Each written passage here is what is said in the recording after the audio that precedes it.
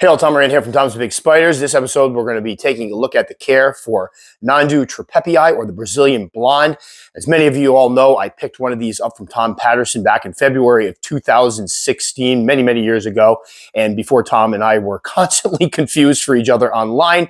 But anyway, absolutely fell in love with this female, so did everybody in the house, and I really wanted to do something on their husbandry and care, so I made sure I picked up a bunch of slings so that I could eventually in the future talk about them. Well, I guess this is the future. We are here. They're grown up. They're doing great. So what we're going to do is rehouse one of my young adults into a new enclosure. So the Nhandu tripepii, or Brazilian blonde, is a New World species from Brazil. This large terrestrial can reach 6.5 inches or larger. The temperament, as far as I'm concerned, it's been skittish but bold at the same time. Sometimes they'll hold their ground, sometimes they'll investigate, but if inclined, they can boogie, as you'll see in this video. And as far as hair kicking is concerned, mine haven't really kicked a lot of hairs until I mess with them during rehousing. So I haven't had a lot of the hairs, which is a good thing because supposedly the hairs in these guys can be pretty nasty for some folks. So enough of just me talking. Let's take a look at Nhandu tripepii, or the Brazilian blonde. All right, so this one's been a long time coming. We're about to rehouse one of my 5 Nhandu or Nhandu tripepii Brazilian blondes. As everybody knows, I got a big, beautiful female from Tom Patterson back in, oh God, was it 2015, 2016? It was a while ago. I'll put the date up. And absolutely loved her. Everybody in the house loved her. But I couldn't really give husbandry information on her because of the fact that I hadn't grown her up from a sling. When I got her, she was about 3 inches or so. So did not want to do husbandry information on a spider that I didn't raise up. So we got some slings from Fear Not back in 2020. At that point, they were about 1 centimeter or under 1/2 inch. Really teeny tiny. I was kind of surprised, but they've grown great. They've grown quickly. And here's footage from January 13, 2021, where we rehoused one of them for the first time. At that point, it had been less than a year, and they went from less than 1 inch to about 1.25 inches. So there was pretty decent growth rate overall. And now this one here definitely needs a new home. So I'm going to open this up, just kind of squish down in here, and hopefully Billy can get some shots. I'm not sure we'll get some shots afterwards. But these guys, I think, would have probably grown much faster, but I will admit I had 5 of them, and I had originally only ordered 3, so I got a couple extras, which was great, except the fact that they have grown like weeds, and I was trying to keep them from growing too quickly because I'm not sure what I'm going to do with the 5 adults yet. But they're picking up some serious size, and want to make sure that we get them into something a little bit bigger. So as far as the slings were concerned, when they were teeny tiny slings, what I had them in was little dram vials. They outgrew those, again, with about 7 months. And then when I put them in, I put one of them in a 5-ounce deli cup, and that's what you saw in the video earlier. But honestly, it was because I hadn't seen how big the spider got. That was way too small. So then we put it into all of them into one of these here, which are the M Design plastic. It's like bathroom and kitchen pantry or something containers. They don't make this size anymore, but they make a deeper size that I like better. It's like 1 inch taller. But this one here is about 6.5 by 4 3/4 by about 3 3/4 inches tall. I like these for larger slings and smaller juveniles. This one now here looks like to be a young adult, so we got to get her out of there. And what we're going to be putting her into is this over here. Now, this is probably going to prove to be temporary. These, like I said, I have 5 of these that I have to rehouse, and I want to keep them in something similar.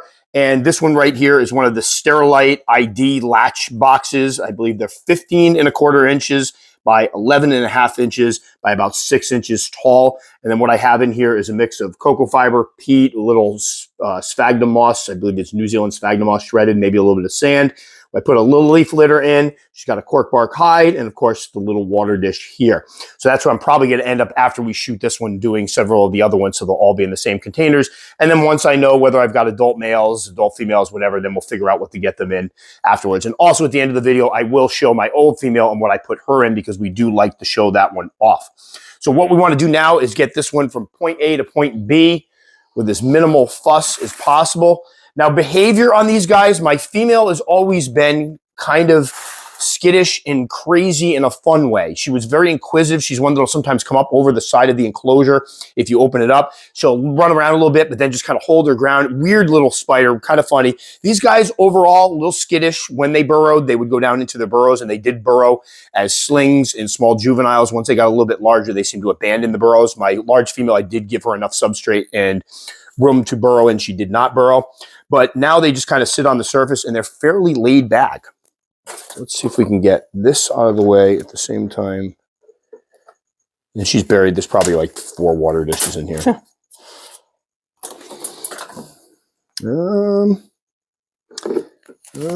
Oh, hares. I might as well talk about that. And again, I rewatched my older video where I commented that I should have worn gloves.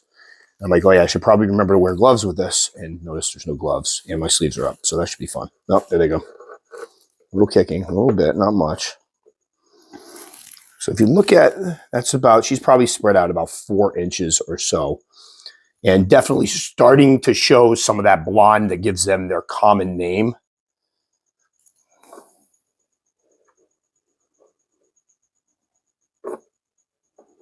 There we go. Well, like it when they go like that. So there she is in there.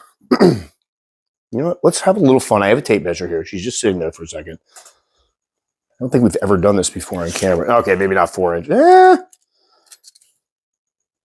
know if you can see if she's stretched out, probably close to 4. That's not a good angle, but both of these legs are, so probably right around 4 inches. So pretty decent size overall.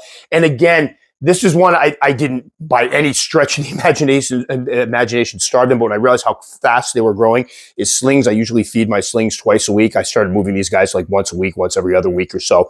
They're well fed, but I just wasn't trying to grow them up super fast because at that point when I got them in, I believe it was when we were still at the other house. We were trying to figure out where we were going to fit everything. That was right before we moved and had more room.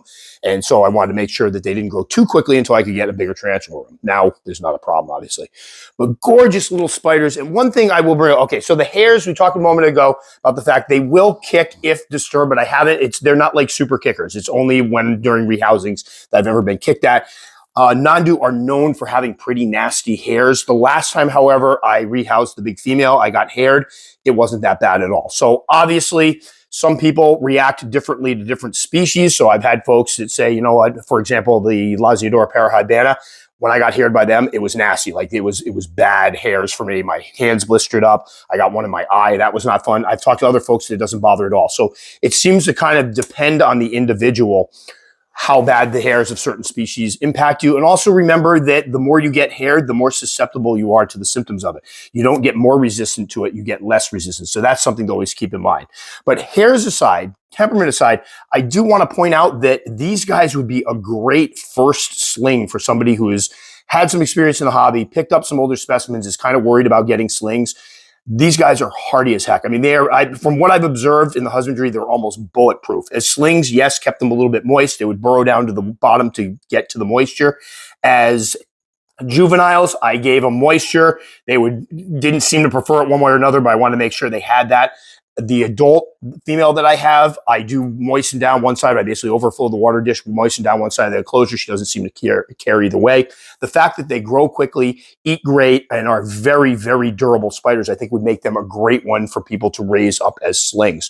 They do start off tiny, but again, they put on decent size, which is good because when you pick up small slings, that tends to freak people out.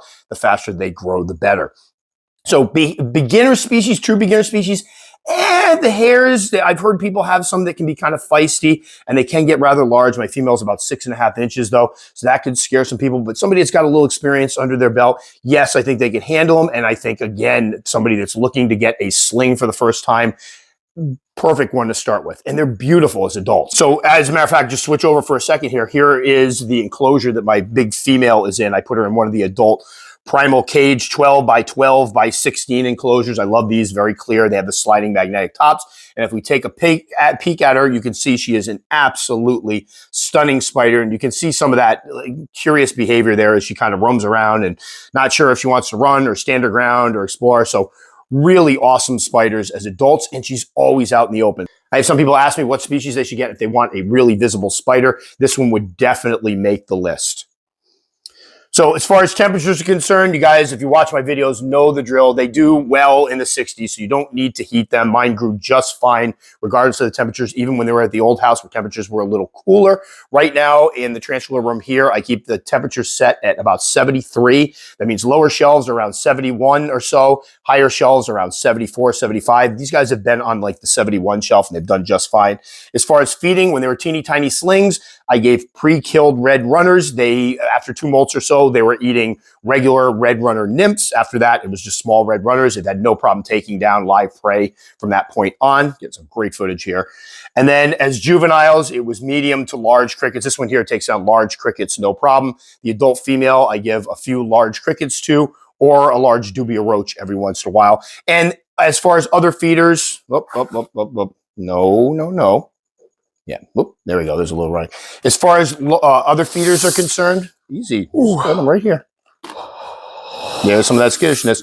As far as other feeders are concerned, folks overseas, locusts work fine, mealworms work fine, superworms work fine, every other type of feeder works fine. I just happen to use B. lateralis and crickets because all of my spiders take them, while some of the other feeders, they can be a little more picky, or you have to be a little more careful with how you hand them to the spider. So for example, like mealworms, you have to drop them right in front of the spiders. Superworms, you have to crush the heads. They stop moving, so you want to make sure you kind of give them to the spiders. So I like those better because I tend to be feeding a lot of spiders at one time. So again, care, very easy on these guys. I wouldn't call them moisture dependent, or I'd want to keep them, give them some moisture as slings and a little moisture as juveniles. Grow quick, eat great, awesome spiders. So there we go. Nhandu tripepii, the Brazilian blonde, awesome little spider, amazing little spider. And I definitely encourage folks that are looking for a big, beautiful spider to display in their collection to check these guys out.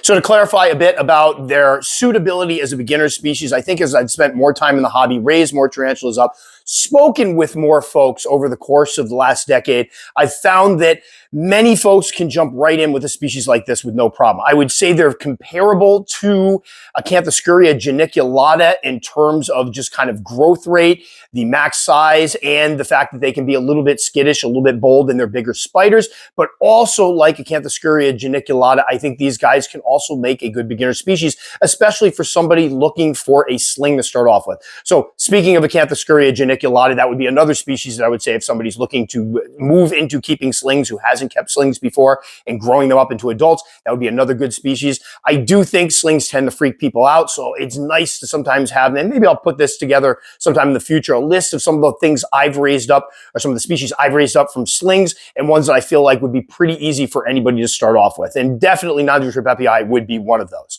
So that will do it for this one. But before we go, I like doing this every once in a while because I kind of like to get a feel for who's actually listening to the entire video. So for this one, last time I think we did favorite band or favorite song. This one, top 3 favorite horror movies. As everybody probably knows, or some of you probably know, huge horror movie buff. I watch more horror movies a week than I care to admit to. What are your top 3 favorite horror movies? If you want to go further, I know how it is. It's hard listing all of them. List them down there, but it'll be a fun way to kind of find out what everybody's watching, and those of you who are into horror flicks, and kind of see who actually gets all the way through the video, because that's one of the fun things about YouTube that nobody ever talks about, is a lot of videos, most people don't even get all the way through. Some people start them, watch them for like a minute, 30 seconds or so, sign off, leave a comment, which is great for getting it out there on YouTube and getting more people to see it. But sometimes I just like to have an idea of who's making it all the way through. And I know there's a lot of you diehard folks out there that listen to me go through this every single time. And believe me, I truly appreciate it. So back up a little bit. That will do it for this time. As always, if you'd like enough to subscribe, very much appreciate. Click the little circle right up there. I will put the old video down here featuring Nhandu tripepii. We'll put something else up there. As always, you take the time to comment. I will take the time to respond. It usually takes me a few days up to a week. I'll be honest, it's usually been a week lately, but I will respond. That'll do it for this one, guys. As always, stay safe. Catch you next time.